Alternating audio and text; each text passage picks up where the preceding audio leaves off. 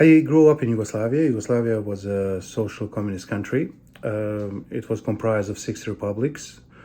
Uh, the war started in 91.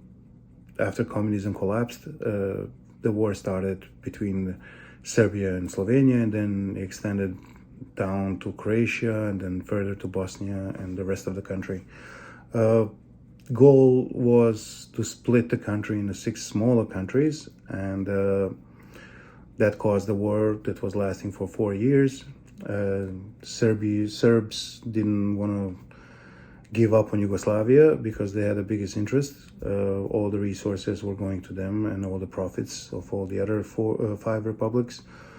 They also didn't have an exit to the sea, so they were trying to maintain stronghold on Croatia and Montenegro, but it didn't work out. So on the end, Yugoslavia was split in 6 different countries, and all that happened with a big, heavy, with a 4-year-long war that caused lots of tragedy, and over 100,000 people just died in Sarajevo. That caused me to be a refugee, and I escaped war, and I was in Germany during the war. But my parents stayed there, and they survived the 4 years in surrounded Sarajevo. After 4 years, finally, Sarajevo was liberated by the United States, and that helped people get back to their lives. Slowly, but we are back to normal.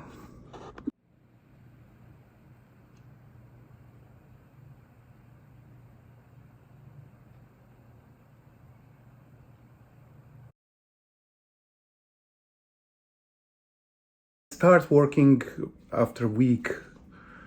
1 week after I arrived, I started working as an electrician. My education was, at that time, I had to finish high school, electrotechnical high school. It's a trade school.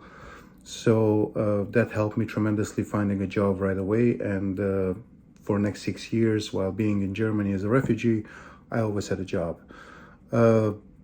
During that time also, I was occupied by reading a lot, trying to learn the language, and trying to watch lots of movies, and listen to the radio just to pick up language as soon as possible, because I was afraid if I don't learn language fast, I'm going to lose the job. So it got to very funny situations sometimes when I was looking for some tools, when I was asking my boss, and I didn't know how to call like a pliers or hammer or vacuum cleaner. So it was very funny situation sometimes when I had to explain what I need.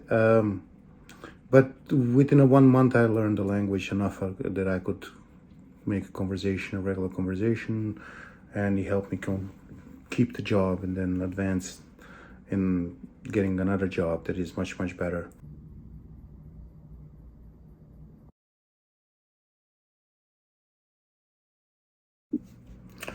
During the war, my family, my brother was with me as a refugee in Germany, but my parents, they stay in Bosnia and Sarajevo. My father was a doctor pediatrician, and he did not want to leave the city. He said that he had to stay there and help during the war. And my mother, of course, she didn't want to let him stay alone, so both of them stayed there. It was a very difficult time. First year and a half, I didn't know if they are even alive, because the whole communication was broken between these countries. So first time I was able to communicate with them was through the radio amateurs from Germany, and it had to be scheduled. But finally, I found out that they were still alive, and that gave me a more elan to work harder and try to save some money for the time when they come out of war, and then we can start normal life again.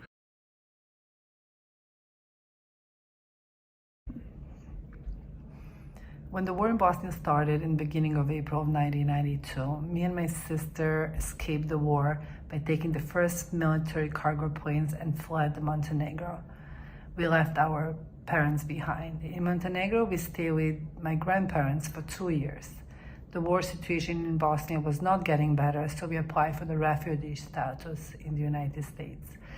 Our application was accepted, so we arrived in the United States on April 20th, 1994, and stayed with our uncle for the first month. With the help of International Rescue Committee, they supported our travel expenses to come to the United States, and with United States Department of Health and Human Services help, we were able to find a small apartment in Sunnyside, Queens, where our parents joined us a year later.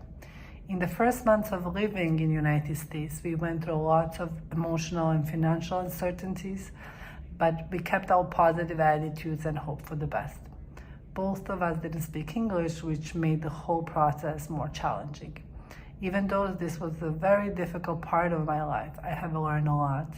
When life puts you in the hard situation, you need to stay positive, calm, and not to be afraid of new challenges.